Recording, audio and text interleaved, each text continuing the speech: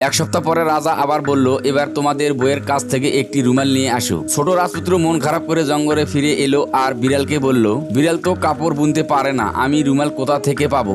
বিড়াল তাকে আবারও ঘুমাতে বলল এবং গিয়ে একই মন্ত্র পড়ল। এবার তিন বিড়াল সোনা, হিরে আর রূপার সুতো নিয়ে এলো। ছোট বিড়াল সেই সুতো দিয়ে একটা দারুণ সুন্দর রুমাল বুনে রাজপুত্রকে দিল। এবারও তার রুমালের অনেক প্রশংসা হলো।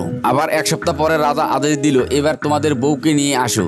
ছোট রাজপুত্র চিন্তিত হয়ে বিড়ালের কাছে এসে বলল, আমি একটা বিড়ালকে প্রাসাদে কিভাবে নিয়ে যাব?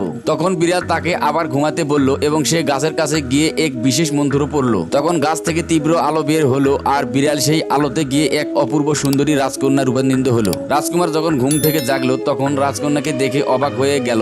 রাজকুমার খুব খুশি হলো এবং রাজকন্যাকে জড়িয়ে ধরলো। তারপর যখন দুজনা প্রাসাদে পৌঁছালো তখন রাজকন্যাকে দেখে সবাই হতবাক হয়ে গেল, কারণ ছোট রাজকুমার কখনো তার ব্যাপারে কিছু বলেননি। এই আনন্দে টানা 7 দিন ধরে উৎসব পালিত হলো।